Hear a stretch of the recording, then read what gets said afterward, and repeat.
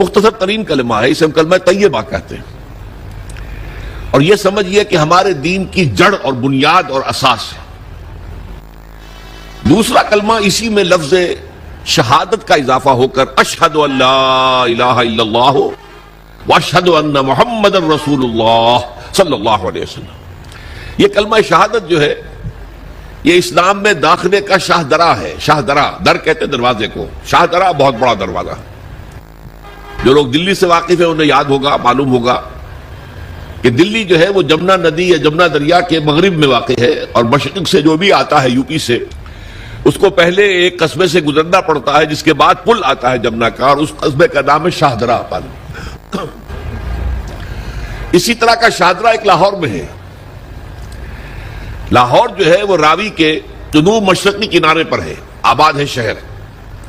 اب جو بھی پشاور سے، سرحد سے، اسلام آباد سے، پورے پنجاب سے لوگ آتے ہیں تو انہیں لاہور میں داخل ہونے کے لیے دریائے راوی کراس کرنا ہوتا ہے، لہذا وہاں بھی ایک قصبہ ہے جس کا نام شاہدرہ ہے۔ شاہدرہ یہ بڑا در ہے کہ جس سے داخل ہو کر آپ دلی میں یا لاہور میں داخل ہوں گے۔ اسی طرح میں نے عرض کیا کہ اسلام میں داخلے کے لیے شاہدرہ جو ہے وہ ہے اشہد ان لا الہ الا اللہ واشہد ان محمد رسول اللہ صلی اللہ علیہ وسلم۔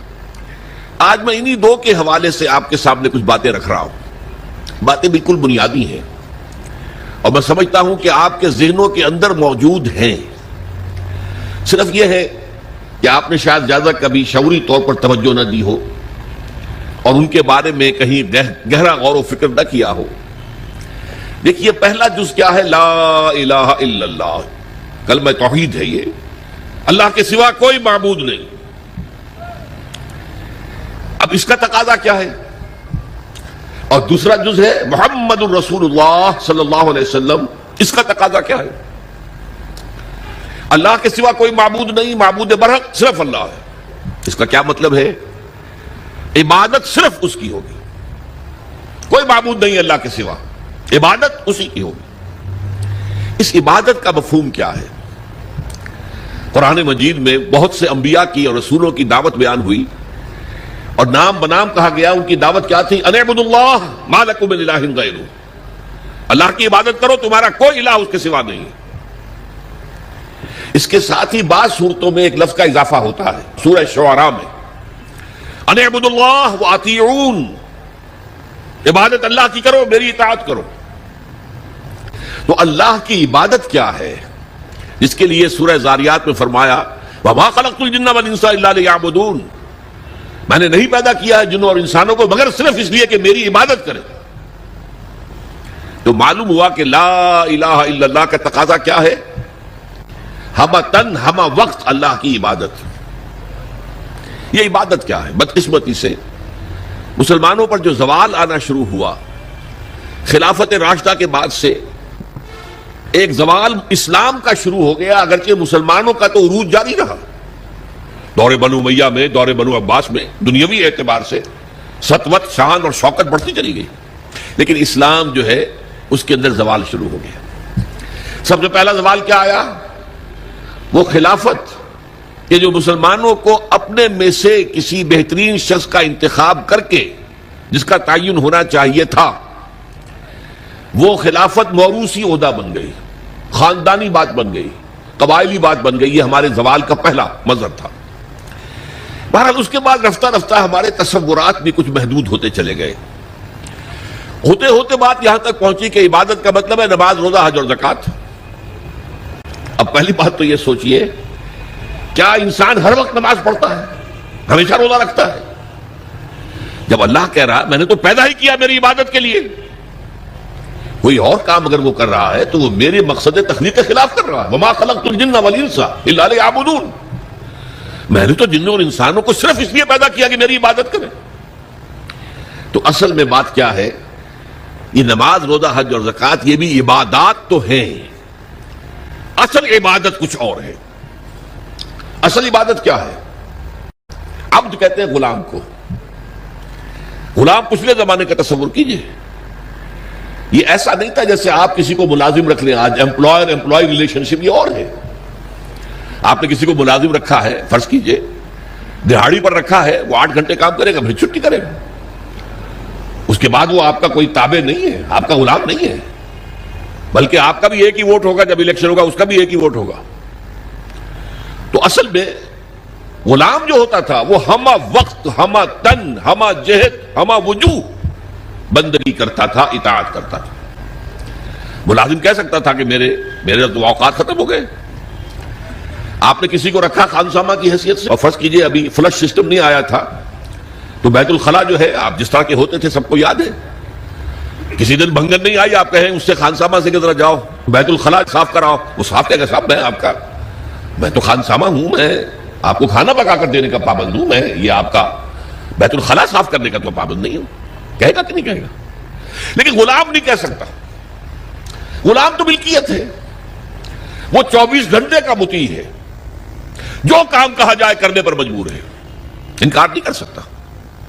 اور آپ کو معلوم ایک اور بات ہونی چاہیے کہ غلام تو خود مملوک ہوتا ہے، اس کی ملکیت کوئی نہیں ہوتی۔ آقا نے کوئی اگر کوٹھڑی دے دی ہے کہ تم رات کو اس میں سو جایا کرو، تو کیا وہ اس کوٹھڑی کا مالک ہو گیا؟ آقا نے کوئی چارپائی دے دی ہے اس پر سویا کرو، تو کیا چارپائی کا مالک ہو گیا؟ نہیں، قطعاً نہیں، خود مملوک ہے۔ اور پچھلے زمانے میں غلاموں کا معاملہ کیا تھا؟ آقا جب چاہے ذبح کر دے، قتل کر دے، کوئی مقدمہ نہیں بنے گا، نہ 302 کا نہ 304 کا۔ کیوں؟ جیسے آپ کی بکری آپ کی ملکیت تھی، آپ نے ذبح کیا، گوشت کھا لیا، کوئی پوچھ سکتا ہے آپ سے؟ میری بکری تھی بھائی، میں نے ذبح کیا، Who are you to ask me؟ اسی طرح غلام میری ملکیت ہے، میں نے قتل کر دیا، میں نے اپنا نقصان کیا ہے نا۔ میں اس غلام کو فروخت کرتا تو کچھ پیسے مل جاتے مجھے، لیکن اختیار میرا ہے، میں نے اسے قتل کر دیا۔ اس معنی میں اللہ کا غلام بن جانا، اللہ کا بندہ بن جانا، یہ بندہ جو ہے یہ فارسی کا لفظ ہے، عبد عربی کا لفظ ہے۔ عبد سے عبادت بنا، بندے سے بندگی بنا۔ چنانچہ شیخ سعدی کا شعر ہے مشہور، جو مسجدوں میں پہلے لکھا جایا کرتا تھا۔ آج کل تو ہمارا نئی قسم کی مسجدوں کے ڈیزائن بنتے ہیں نا، پچھلے زمانے میں کیا ہوتا تھا؟ اس در کے اوپر چوکٹا بنا ہوا ہے، روز محشر کے جان گداز بود، اولی پرسش نماز بود۔ وہ قیامت کا دن جو بہت سخت ہے، پہلا حساب نماز کا ہوگا۔ اور یہ شعر میں لکھا ہوتا تھا، زندگی آمد برائے بندگی، زندگی بے بندگی شرمندگی۔ یہ زندگی ہمیں ملی ہی بندگی کے لیے ہے، وما خلقت الجن والانس الا لیعبدون۔ تو اگر ہم بندگی نہیں کرتے اللہ کی تو شرمندگی ہی شرمندگی ہے، گویا کہ ہم اپنے مقصد تخلیق کو تو پورا نہیں کر رہے۔ آپ نے قلم بنایا تھا لکھنے کے لیے، لکھتا نہیں ہے تو اٹھا کے پھینک دیں گے، آپ اس کو کوڑے میں ڈالیں گے۔ لہذا انسان کی تخلیق اور جنوں کی تخلیق بندگی کے لیے ہوئی۔ زندگی آمد برائے بندگی، زندگی بے بندگی شرمندگی۔ یہ ہمہ وقت، ہمہ تن، ہمہ وجوہ، ہمہ جہد اللہ کی اطاعت، یہ ہے عبادت۔ اس عبادت کے لیے عبادات ہمیں دی گئی ہے۔ جیسے یہ اگر کھڑا ہوا ہے شامیانہ تو آپ نے دیکھا یہ جو بانس کھڑے ہوئے ہیں، یہ عبادت جو ہے اس کی چھت سمجھ لیجئے 4 ستونوں پر کھڑی ہے، نماز، روزہ، حج، زکوٰۃ۔ نماز کس لیے؟ تاکہ 5 مرتبہ تازہ کر لو اللہ سے عہد بندگی، ایاک نعبد و ایاک نستعین۔ کہیں بھول مت جانا، صبح ہوئی ہے پہلے اپنا اللہ سے بندگی کا عہد تازہ کر لو، پھر دکان پہ جانا، پھر دفتر میں جانا، اور پھر دوپہر میں پھر نکلو، پھر تازہ کرو۔ وہاں کا لنچ آور ہوگا لیکن اس میں اللہ کو پہلے یاد کرو۔ پھر جب بہت زیادہ ایکٹیویٹی کا ٹائم ہوتا ہے شام کا، پھر یاد کرو اللہ کو عصر کے وقت، پھر مغرب کے وقت، پھر رات کو عشاء، 5 دفعہ یاد کرو اقم الصلاۃ لذکری، کہ تمہیں یہ بات یاد رہے کہ ہم اللہ کے بندے ہیں اور ہمارا کام بندگی ہے، ہمہ تن، ہمہ وجوہ، ہمہ وقت اللہ کی عبادت۔ روزہ کیوں دیا؟ تاکہ نفس کے اندر جو شیطنت ہے، ان النفس لامارۃ بالسوء، اس نفس کو کنٹرول کرنے کی عادت ہو جائے۔ بھوک برداشت کرو، کسی وقت کھانے کو حلال چیز نہیں مل رہی تو بھوک برداشت کرو، فوراً کسی حرام شے کے اندر منہ نہ مار دو، تمہارے اندر عادت ہونی چاہیے۔ پیاس شدید لگی ہوئی ہے تو اگر کوئی صحیح مشروب نہیں ہے تو ایسا نہ کرو کہ اب کیا کریں، یہاں پر تو سوائے جو شراب کا کچھ ملتا ہی نہیں تو لو شراب ہی پیتے ہیں۔ اس کے لیے مشق کرانے کے لیے 30 دن صبح سے شام تک جائز مشروب بھی نہ پیو، جائز کھانا بھی نہ کھاؤ، تاکہ تمہارے اندر صلاحیت پیدا ہو جائے کہ باقی 11 مہینوں میں ناجائز سے تو بچو۔ یہ ہے عبادت کے ساتھ ان عبادات کا تعلق۔ ایک بڑی ہمارے اندر جو ہے نفس کی خواہش، دولت پرستی، اس کو نکالنے کے لیے صدقہ، خیرات، انفاق، خرچ کرو خرچ کرو خرچ کرو، تاکہ یہ دولت کی محبت دل میں سے کھرچی جائے۔ اور یہ تینوں حکمتیں جمع کرنی ہے حج کے اندر۔ حج میں احرام کے اندر پابندیاں ہوتی ہیں، وہ روزے کے مشابہ ہیں۔ بڑی رقم خرچ ہوتی ہے، یہ زکوٰۃ و صدقات کے مشابہ ہو گئی۔ اس میں تلبیہ ہوتا ہے، لبیک اللہم لبیک لبیک لا شریک لک لبیک ان الحمد والنعمت لک والملک لا شریک لک، یہ اللہ کا ذکر ہو رہا ہے۔ تو ذکر اور انفاق اور نفس کو کنٹرول کرنا، یہ تینوں چیزیں جمع کر دی حج میں، وہ جامع عبادات، جامع العبادات۔ لیکن ان عبادتوں کے اوپر چھت آئے گی اسلام کی، پوری ہمہ جہت ہمہ وقت اللہ کی بندگی، اللہ کی اطاعت۔ یہ جو عبادت ہے، ایک بات اور نوٹ کر لیجئے، یہ عبادت جو ہے زبردستی بھی دنیا میں کرائی جاتی رہی۔ مثلا بنی اسرائیل پر فرعون مسلط تھا، اپنے احکام منواتا تھا کہ نہیں؟ ہم پر انگریز حاکم تھا، اپنا قانون نافذ کرتا تھا کہ نہیں؟ تم اپنے قانون رکھو گھروں میں، تمہارے کتاب میں لکھا چور کے ہاتھ کاٹو، ہم نہیں کاٹیں گے۔ تمہاری سنت ہے رسول کی، شادی شدہ ہو زانی یا زانیہ اس کو رجم کرو، غیر شادی شدہ 100 کوڑے لگاؤ اور اعلان برسر عام لگاؤ، جاؤ رکھو اپنے گھر میں، آیتیں پڑھ لیا کرو، ثواب لے لیا کرو، یہاں تو ہمارا قانون چلے گا۔ اور ہم اطاعت کرتے تھے کہ نہیں؟ یہ اطاعت جو ہے یہ فورس تھی، زبردستی کی تھی، جبر کے ساتھ تھی، اس کو عبادت نہیں کہیں گے۔ عبادت وہ اطاعت ہے اللہ کی اور اس کے رسول کی جو اپنی دلی آمادگی سے کی جائے، اللہ اور اس کے رسول کی محبت میں سرشار ہو کر کی جائے۔ یہ ڈائمنشن جو ہے عبادت کی کہ محبت اس کا جزو لازم ہے۔ اللہ لا ایمان لمن لا محبت لہ، دیکھو جس کے اندر محبت نہیں ہے اللہ کے اس کے رسول کی، اس کا کوئی ایمان نہیں۔ اللہ کا عشق، اللہ کے رسول کا عشق، اس سے سرشار ہو کر اللہ کی اطاعت، اللہ کے رسول کی اطاعت پوری زندگی میں، یہ عبادت ہے۔ اور اس میں نوٹ کیجئے، اس عبادت میں اللہ کی اطاعت بھی ہے، رسول کی اطاعت بھی ہے۔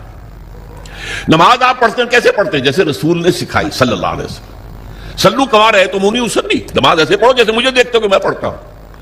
صحابہ نے حضور کو دیکھا، تابعین نے صحابہ کو دیکھا، تابعین نے تابعین کو دیکھا، یہ نسل بعد نسل، تو نظام جو بنتا ہے عبادت کا، اس میں اللہ کی اطاعت بھی ہے اور اللہ کے رسول کی اطاعت، اطیعوا اللہ و اطیعوا الرسول، بار بار قرآن میں آتا ہے، بار بار آتا ہے۔ اور میں نے آپ کو بتایا کہ بہت سے رسولوں کی دعوت تو آئی ان اعبدوا اللہ ما لکم من الہ غیرہ، لیکن اسی کو دوسری جگہ پر بیان کیا گیا ان اعبدوا اللہ و اطیعون، اللہ کی عبادت کرو، میری اطاعت کرو۔ تو ہمہ تن، ہمہ وقت، ہمہ وجوہ اللہ کی بندگی، اللہ کی اطاعت رسول کے طریقے پر، یہ ہے عبادت۔ اس کے لیے ہمیں پیدا کیا گیا۔ اب اس میں ابھی تک کی جو باتیں تھیں وہ تو ذرا میٹھی تھی، ذرا کڑوی بات بھی آ جائے۔ اگر جزوی اطاعت ہوگی تو وہ اللہ کے ہاں قبول نہیں ہے، وہ منہ پر دے ماری جاتی ہے۔ آپ کہیں نماز کا حکم اللہ نے دیا ہے، یہ میں پڑھتا ہوں اور اسی طرح پڑھتا ہوں جیسے کہ حضور پڑھتے تھے، ٹھیک ہے بھائی، لیکن اللہ نے سود کو حرام کیا ہے، بھائی یہ تو مجبوری ہے میری، میں کیا کروں، اس کے بغیر تو کاروبار چلتا نہیں۔ یہ معاملہ اب بہت مخدوش ہو گیا۔ اللہ کے بعض احکام کو ماننا اور بعض کو پاؤں تلے رون دینا، اس پر جو غضب اللہ تعالیٰ کا، اس کو سمجھ لیجئے۔ سورہ بقرہ کی آیت نمبر 85، افتؤمنون ببعض الکتاب وتکفرون ببعض، کیا تم ہماری کتاب اور ہماری شریعت اور ہمارے قانون اور ہمارے احکام کے ایک حصے کو مانتے اور ایک دوسرے کو نہیں مانتے؟ فما جزاء من يفعل ذلك منکم، تو کوئی سزا نہیں ہے اس کی جو یہ طرز عمل اختیار کریں گے۔ اللہ کی اطاعت جزوی، یہ مانیں گے یہ نہیں مان سکتے، یہ کریں گے یہ نہیں کر سکتے۔ فما جزاء من يفعل ذلك منکم الا خزي في الحیاۃ الدنیا، اس کی سزا اس کے سوا کچھ نہیں کہ دنیا کی زندگی میں تو ذلیل اور خوار اور رسوا کر دیے جائیں۔ وَيَوْمَ الْقِيَامَةِ يُرَدُّونَ فِي أَشَدِّ الْعَذَابِ، يُرَدُّونَ إِلَىٰ أَشَدِّ الْعَذَابِ، اور قیامت کے دن شدید ترین عذاب میں جھونک دیے جائیں۔ دیکھیے یہ میرا قول نہیں، میں تو اللہ کی بات بتا رہا ہوں۔ پہلا حصہ آج پوری دنیا میں ہمیں نظر آ رہا ہے، ہم ذلیل و خوار ہیں۔ شاعر کہتے رہے ہیں آج کیوں ذلیل کے کل تک نہ تھی پسند، گستاخی فرشتہ ہماری جناب میں۔ دنیا میں ہر مسلمان جو ہے، ہر انسان چوتھا یا پانچواں انسان مسلمان ہے۔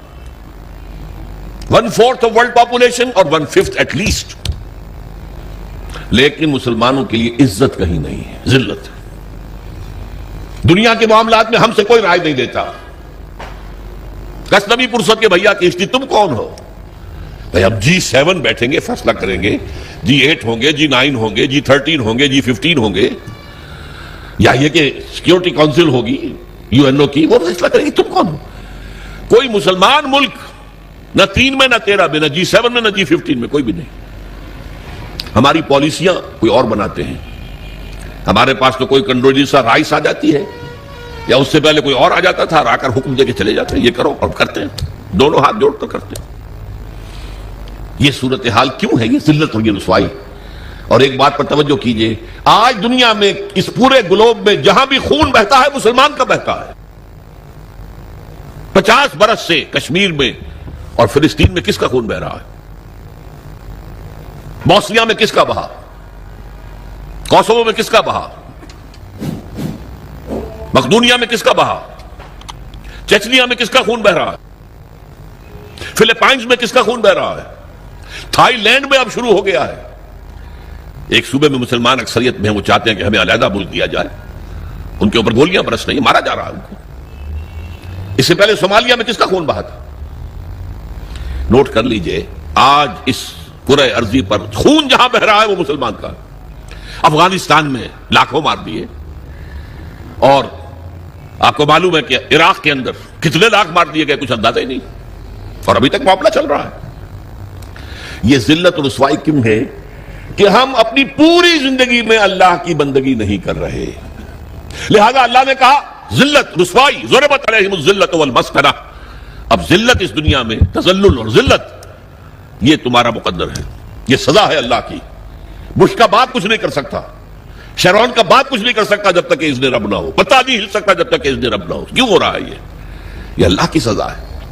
فما جزاء من يفعل ذلك منكم الا خزي في الحیاۃ الدنیا ویوم القیامۃ یردون الی اشد العذاب۔ جو لوگ بھی یہ روش اختیار کریں کہ دین کا ایک حصہ قبول سر آنکھوں پر اور ایک حصہ پاؤں تلے، ان کی سزا اس کے سوا کچھ نہیں کہ دنیا کی زندگی میں ذلیل و خوار کر دیا جائے، اور آخرت کی زندگی میں قیامت کے دن شدید ترین عذاب میں جھونک دیا جائے۔ یہ طرز عمل اللہ کو کافروں کے مقابلے میں، اگر مسلمان یہ طرز عمل کرے گے تو کافروں سے بدتر ہے اللہ کی نگاہ میں۔ وہ تو صرف صاحب کہتے ہیں ہم نہیں مانتے محمد کو صلی اللہ علیہ وسلم، ہم نہیں مانتے قرآن کو، نہیں مانتے۔ آپ کہتے ہیں ہم مانتے ہیں اور پھر اللہ کے احکام پر عمل نہیں کرتے۔ یہ چیز وہ ہے جو اللہ تعالیٰ کو کفر کے مقابلے میں زیادہ ناپسندیدہ ہے۔ یہی وجہ ہے قرآن میں کہا گیا منافقت جسے ہم کہتے ہیں، ان المنافقین فی الدرک الاسفل من النار، منافقین جو ہیں جہنم کے سب سے نچلے طبقے میں ہوں گے، کافروں سے بدتر ہوں گے، کافروں کے نیچے ہوں گے۔ کیوں کہتے وہ ہیں کہ ہم ایمان رکھتے ہیں اللہ پر، ہم ایمان رکھتے ہیں اللہ کے رسول پر، ہمیں عشق ہے اللہ کے رسول سے، دیکھو ہم نعتیں پڑھتے ہیں، دیکھو ہم حج کے لیے جاتے ہیں، دیکھو ہم عمرے کرتے ہیں، دیکھو رمضان میں کتنی چہل پہل ہمارے یہاں ہو جاتی افطاری کے وقت، دیکھو مسجدیں بھری ہوتی ہے تراویح میں، لیکن بھائی وہ اسلام کا قانون کہیں نافذ ہے؟ کہیں اسلامی احکام کی تنفیذ ہے؟ تمہاری یہ ادھوری اور جزوی عبادت اللہ کو قبول نہیں ہے۔ اللہ جو ہے بہت غیور ہے، جسے آپ کہتے ہیں نا پیکج ڈیل۔ پیکج ڈیل کیا ہوتا ہے؟ ٹیک اٹ اور لیو اٹ، ہمیں تمہاری کوئی ضرورت نہیں ہے، اللہ تو غنی ہے عن العالمین، ہمارا دین لینا ہے پورا لو ورنہ دفع ہو جاؤ۔ یا ایھا الذین آمنوا ادخلوا فی السلم کافہ، اہل ایمان اسلام میں داخل ہو پورے کے پورے سموچے۔ جزوی اسلام اسلام نہیں ہے، جزوی عبادت عبادت نہیں ہے، جزوی بندگی بندگی نہیں ہے، بلکہ ڈٹائی ہے، ڈٹائی اللہ کے ساتھ مذاق ہے۔ قرآن مجید میں آیا ہے نا کہ یہ لوگ جو ہیں یخادعون اللہ والذین آمنوا وما یخدعون الا انفسهم، یہ دھوکہ دینا چاہتے ہیں اللہ کو اور اہل ایمان کو، حالانکہ دھوکے اپنے آپ کو ڈالا ہوا۔ تو پہلی بات بڑی سخت ہو گئی، اسی لیے اقبال کہتا ہے چمی گویم مسلمانم بلرزم، یہ دانم مشکلات لا الہ۔ میں جب کہتا ہوں میں مسلمان ہوں تو مجھ پر لرزہ طاری ہوتا ہے، اس لیے کہ مجھے معلوم ہے لا الہ الا اللہ کہہ دینا آسان ہے، اس پر پورا اترنا بہت مشکل ہے۔ اللہ کی ہمہ تن، ہمہ وقت، ہمہ وجوہ، ہمہ جہت اطاعت، رسول کی اطاعت کے ذریعے سے یہ عبادت ہے جس کے لیے کہ ہمیں پیدا کیا گیا۔ اب صورتحال اس وقت کیا ہے؟ ظاہر بات ہے کہ میں اور آپ یہاں پر اللہ کا شریعت نافذ ایک دم تو نہیں کر سکتے، لیکن ہماری عبادت جو ہے وہ تو ادھوری ہو گئی. ہم اس ملک کے فرد ہیں، ہم شہری ہیں، ہم ووٹ ڈالتے ہیں، ہم لوگوں کو چنتے ہیں، وہ جا کر جو ہے حکومتیں بناتے ہیں، لیکن حکومت وہ ہے جو اللہ کے احکام کو نافذ نہیں کر رہی، جس کو کہا گیا وَمَن لَّمْ يَحْكُم بِمَا أَنزَلَ اللَّهُ فَأُولَٰئِكَ هُمُ الْكَافِرُونَ. جو اللہ کی اتاری ہوئی شریعت کے مطابق فیصلے نہیں کرتے وہی تو کافر ہیں. تم نے کسے کافر سمجھا ہے؟ بتوں سے تجھ کو امید ہے، خدا سے نو امیدی. مجھے بتا تو صحیح، اور کافری کیا ہے؟ کافری تو یہی ہے. وَمَن لَّمْ يَحْكُم بِمَا أَنزَلَ اللَّهُ فَأُولَٰئِكَ هُمُ الْفَاسِقُونَ وَمَن لَّمْ يَحْكُم بِمَا أَنزَلَ اللَّهُ فَأُولَٰئِكَ هُمُ الظَّالِمُونَ. یہ تین فتوے ہیں مفتی اعظم، اللہ سے بڑا مفتی تو کوئی نہیں، اور تین فتوے اس کے ہیں یہ جو اللہ کی اتاری ہوئی شریعت کے مطابق فیصلے نہیں کرتے وہی تو کافر ہیں، وہی تو مشرک ہیں، وہی تو فاسق ہیں، باغی. یہ سورہ مائدہ کے 7ویں رکوع کے اندر یہ تینوں فتوے موجود ہیں. اب کیا کریں؟ ہمارا پورا معاشی نظام سود پر مبنی، انٹرسٹ بیس کیپیٹلسٹک سسٹم، یہودیوں کا ایجاد کردہ نظام بینکنگ آج پوری دنیا میں ہے.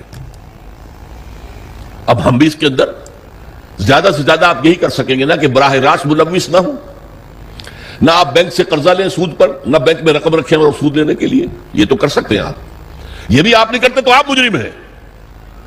لیکن یہ ہے کہ آپ اپنی معیشت سے سود کو خارج تو نہیں کر سکتے. حضور نے فرمایا ایک زمانہ آئے گا کہ لوگ اگر سود کھائیں گے نہیں تب بھی سود کا دخان، دھواں اور سود کا غبار، گردہ ان کے اندر جائے گا لازماً. کیوں؟ گندم کا ایک دانہ آپ کھاتے ہیں، اس کے لیے بیج خریدا گیا تھا سودی قرضے پہ، اس کے لیے فرٹیلائزر خریدے گئے سودی قرضے پہ، پیسٹی سائیڈ خریدے گئے سودی قرضے پر، اس کے لیے جو ٹریکٹر خریدا گیا سودی قرضے پر، فصل کاٹنے کے لیے ہارویسٹر دیا گیا سودی قرضے پر. تو ایک ایک دانے میں سود ہے. کیا کریں گے آپ؟ کھائیں گے، آپ کے اندر جائے گا. اور حضور نے دو الفاظ ایسے استعمال کیے، دخان یا غبار. کبھی کبھی آپ کو معلوم ہے کہ فضا میں ایک گردہ سا چھا جاتا ہے پوری فضا میں. اب آپ کیا کریں گے؟ سانس لینا بند کر دیں گے؟ سانس لیں گے تو مریں گے، بند کر دیں گے تو مریں گے. لہذا وہ گردہ آپ کے اندر، آپ کے پھیپھڑوں میں جائے گا لامحال، آپ کو اختیار تو کوئی نہیں. اور دھواں، کہیں آپ کے گھر کے اندر آگ لگ گئی ہے، کسی ہوٹل میں آپ ہیں وہاں آگ لگ گئی ہے، دھواں، کیا کریں گے آپ؟ سانس لینا بند کر دیں گے؟ سانس تو لیں گے جینے کے لیے، دھواں اندر جائے گا کہ نہیں؟ تو براہ راست کوئی شخص سود کھائے نہ کھائے، اس کا غبار یا اس کا دخان، اس کا دھواں لازماً اس کے اندر جائے گا. تو اب کیا کریں؟ جب تک پورے دین کو قائم نہ کیا جائے اس وقت تک ہماری بندگی جزوی بندگی ہے، ہماری عبادت جزوی عبادت ہے. اس گناہ کا کیا کفارہ ہے؟ دیکھیے پچھلے زمانے میں، آج کل تو وہ کنویں ہیں نہیں، کنویں میں وہ بلی گر گئی، کوئی کتا گر گیا، اب اس کی لاش نکالتے تھے اور ساتھ ہی کتنے ڈول پانی نکالیں گے تو اب یہ پاک ہوگا. تھا کہ نہیں؟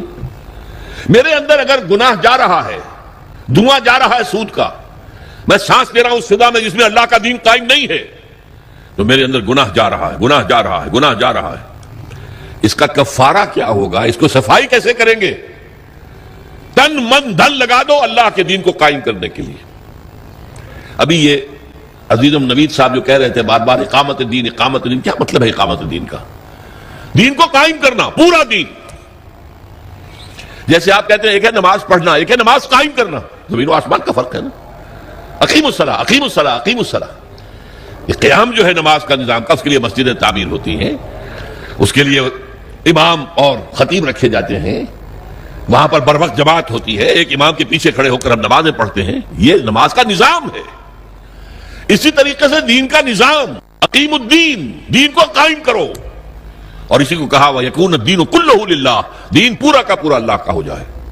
فوجداری قوانین بھی اسی کے ہوں، دیوانی قوانین بھی اسی کے ہوں، وراثت کا قانون بھی اسی کا ہو، سود کو جڑ سے نکال کے پھینکا جائے، بیع و شرع کی جو حرام شکلیں ہیں ان کو ختم کیا جائے، جوئے کا خاتمہ کیا جائے، بے پردگی بے حیائی کا خاتمہ کیا جائے. یہ سارا کام اگر آپ کریں تو اس میں جو تن لگے گا، جو من لگے گا، جو آپ کا دھن لگے گا، جو آپ کا وقت لگے گا، یہ کفارہ ہے کہ جزوی بندگی کی وجہ سے جو گناہ ہو رہا ہے اس کا کفارہ ہو جائے گا. اگر آپ یہ نہیں کرتے تو اس کا مطلب یہ کہ آپ بھی اسی نظام کے حامی ہیں. وہ دیکھیے جو کہا تھا نا بش نے یا اس کے سیکریٹری پاول نے یہ 11 ستمبر 2001 کو, آر یو ود اس اور اگینسٹ اس, یاد ہے؟ اور ہمارا کمانڈو صدر اور وہ پتاشے کی طرح بیٹھ گیا تھا آپ کے ساتھ. جی اللہ بھی یہ کہتا تم میرے ساتھ ہو یا میرے خلاف ہو, نو گرے ایریا ان بٹوین, یا میرے ساتھ ہو میرے وفادار ہو. تو جتنے دین پر عمل کر سکتے ہو اتنے پر تو کرو نا. نمبر 1, آخر سود سے غبار سے نہیں بچ سکتے, براہ راست تو سود سے بچو. نہ سود پہ رقم رکھ کر کھاؤ اور نہ سود پر رقم لے کر اپنا کاروبار بڑھاؤ, اپنی بلڈنگیں جو ہے اور اونچی کرو. نہیں, یہ تو کر سکتے ہو نا. پردہ تو اپنے گھر میں راج کر سکتے ہو کہ نہیں؟ اللہ کا شکر ہے ابھی پاکستان میں تو کوئی ایسا ڈکٹیٹر نہیں آیا. اگر کوئی زیادہ وقت مل گیا ہماری شامت اعمال سے اس شخص پرویز مشرف کو تو شاید وہ وقت بھی آ جائے کہ پردے پر پابندی کر دی جائے, کوئی عورت برقع نہیں پہنے گی. ہو چکا ہے دنیا میں, محسن ممالک میں ہوا. مصطفیٰ کمال پاشا جو آئیڈیل ہے اس کا, اس نے یہی تو کیا تھا. پردہ ختم, انگریزی لباس پہننا لازم, عربی میں نہیں اذان دے سکتے ہو نہ نماز پڑھ سکتے, ترکی زبان میں نماز پڑھو, ترکی زبان میں اذان. یہ سارا کمال اتا ترک نے کیا تھا, اور اس نے آتے ہی کہا تھا کہ میرا آئیڈیل وہ ہے. یہ تو اللہ کو معلوم ہے کل کیا ہونا ہے. بڑے بڑے جبار اور بڑے بڑے طاقتور لوگ آئے ہیں, اور آج نسیم منسیاں ہیں. کہاں گیا وہ فیلڈ مارشل ایوب خان, کہاں گیا وہ یحییٰ خان, کہاں گیا بھٹو, کہاں گیا ضیاء الحق. تو بڑے بڑے تنتنے والے بڑے بڑے دبدبے والے لوگ آئے ہیں, وہ سب نسیم منسیاں ہو گئے. تو میں نہیں کہہ سکتا کہ اس کے لیے ابھی کتنے دن ہیں. اللہ تعالیٰ کی طرف سے اگر مہلت اسے ملے گی تو ہماری شامت اعمال کی وجہ سے ملے گی. اس لیے کہ حضور نے فرمایا ہے, اس قدر پیاری حدیثیں یاد آ گئی, اعمالکم اموالکم, تمہارے اپنے عمل تم پر حاکم ہو جاتے ہیں. تم خود بے ایمانی کرتے ہو تو بے ایمانی تمہارے حاکم ہوں گے. تم خود سودی لین دین میں ملوث ہو تو سود کا نظام ہی تمہارے اوپر رہے گا. اعمالکم اموالکم. اور ایک اور حدیث میں آیا ہے, کما تکونون کذالک یؤمر علیکم, جیسے تم خود ہوگے ویسے تمہارے حکمران جو ہے وہ حاکم بنا دیے جائیں. اس لیے جو نوید صاحب کہہ رہے تھے پہلے اپنے آپ کو بدلو. ان اللہ لا یغیر ما بقوم حتی یغیروا ما بانفسہم. خدا نے آج تک اس قوم کی حالت نہیں بدلی, نہ ہو جس کو خیال آپ اپنی حالت کے بدلنے کا. اس کے لیے کیا طریقہ کار ہوگا وہ میں بعد میں عرض کروں گا. ابھی میں نے 2 نقطے بتائے. لا الہ الا اللہ کا تقاضا کیا ہے؟ اللہ کی ہمہ تن, ہمہ وقت, ہمہ وجوہ, ہمہ جہت, اطاعت رسول کے ذریعے. اسی کا نام عبادت ہے. اسی کے لیے اللہ فرماتا ہے کہ جنوں اور انسانوں کو میں نے پیدا کیا. جیسے میں نے کہا تھا نماز تو ہر وقت نہیں پڑھتے آپ, جو پابندی سے پڑھتا ہے وہ بھی 2-2.5 گھنٹے ہی 24 گھنٹے میں لگتے ہوں گے نا اس کے نماز میں. باقی 21.5 گھنٹے کیا کرے گا؟ عبادت کرے گا. یعنی جو کام کرے گا شریعت کے دائرے میں کرے گا, یہی عبادت ہو رہی ہے. کمائی کرے گا حلال ذریعے سے کرے گا, کھانا کھائے گا حلال کھائے گا. یہ پوری زندگی کے تمام کام عبادت ہیں اگر اللہ کے قانون کے مطابق کیے جائیں. یہی بغاوت ہیں اگر اللہ کے قانون کے خلاف کیے جائیں. اور دوسری بات میں نے آپ کو بتائی, یہ عبادت جزوی اللہ کو قبول نہیں ہے, بلکہ جزوی عبادت وہ تو منہ پر دے ماری جائے گی, جاؤ دفع ہو جاؤ, ٹیک اٹ اور لیو اٹ, یا ہمارا دین قبول کرو یا چھوڑ دو. اس کا جزوی معاملہ نہیں ہو سکتا. 50% مانتے ہیں یا 30% یا 33%. چلو 33% پہ پاس ہو جاتے ہیں نا بچے, ہمیں بھی 33% پہ پاس کر دو. اللہ کے ہاں یہ بات نہیں ہے, ٹیک اٹ اور لیو اٹ. اور اس کا عبادت کا حق صحیح معنی میں کب ادا ہوگا؟ جب پورا نظام اللہ تعالیٰ کے حکم کے مطابق قائم کر دیا جائے. تعزیرات ہوں, سزائیں ہوں, اللہ کی شریعت کے مطابق ہوں. دولت کی تقسیم ہو معاشرے میں, اللہ کے قانون کے مطابق ہو. اللہ کا نظام پوری زندگی کے اوپر غالب ہو جائے. اس کی جد و جہد اگر آپ کریں گے, اس کی کوشش کریں گے, اس میں تن من دھن لگائیں گے, تو یہ اس گناہ کا کفارہ ہو جائے گا جو ایک باطل نظام کے تحت رہنے سے خود بخود ہمارے اندر جا رہا ہے. گناہ جا رہا ہے, سود جا رہا ہے, ہر سانس کے ساتھ کفر جا رہا ہے ہمارے اندر. وَمَن لَّمْ يَحْكُم بِمَا أَنزَلَ اللَّهُ فَأُولَٰئِكَ هُمُ الْكَافِرُونَ. تو یہ 2 باتیں واضح ہو گئیں. لا الہ الا اللہ کا تقاضا کیا ہے, اور اس کی تکمیل کب ہوتی ہے؟ جبکہ پورا نظام زندگی اللہ کے قانون کے مطابق قائم ہو جائے. اب آئیے محمد رسول اللہ صلی اللہ علیہ وسلم, اس کا تقاضا کیا ہے؟ دیکھیے پہلی تو بات ہے اطاعت. رسول کی بھی اطاعت ہوگی، اطیعوا اللہ و اطیعوا الرسول، اطاعت کرو اللہ کی، اللہ کے رسول کی. لیکن اس کو میں نے شامل کر دیا عبادت کے اندر. اللہ کی اطاعت رسول کی اطاعت کے ذریعے سے ہوگی، تو اس کو بریکٹ کر دیا میں نے. اللہ کی اطاعت رسول کی اطاعت یہ مل کر عبادت بن گئے. دوسرا اصل تقاضا کیا ہے بحیثیت امت، یہ سمجھ لیجیے آپ. رسول کس لیے بھیجے جاتے تھے؟ لوگوں کے سامنے اللہ کے دین کو پیش کرنا، دعوت دینا، تبلیغ کرنا اور کوشش کرنا کہ اللہ کا دین قائم ہو جائے، اس لیے آتے تھے نا. اب حضور پر رسالت اور نبوت ختم، انسان تو ختم نہیں ہو گئے، ان کو یہ دعوت کون دے گا؟ اب یہ ہے رسول کے امتی ہونے کی حیثیت سے ہمارا فرض.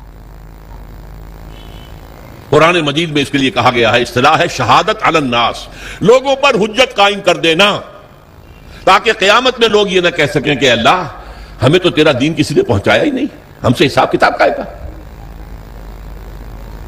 میری بات سمجھ لیجئے، اگر کوئی دین پہنچا دے، اس کا حق ادا کر دے، اب ان کے پاس کوئی عذر نہیں ہوگا.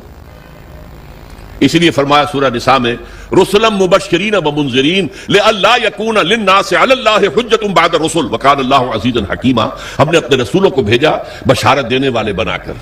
اللہ کی عبادت کرو گے تو بشارت ہے، راح و ریحان و جنت نعیم، اللہ تعالیٰ تمہیں اپنی جنتوں میں داخل کرے گا. اللہ کی عبادت سے سرکشی کرو گے تو پھر جہنم ہے، فماواہ جہنم وساءت مصیرا، اس کا ٹھکانہ جہنم ہے. تو وہ بشیر بھی تھے، نذیر بھی تھے، لیکن حاصل کیا تھا؟ لئلا یکون للناس علی اللہ حجۃ بعد الرسل، رسولوں کے آنے کے بعد لوگوں کے پاس کوئی عذر باقی نہ رہ جائے. اللہ ہمیں معلوم نہیں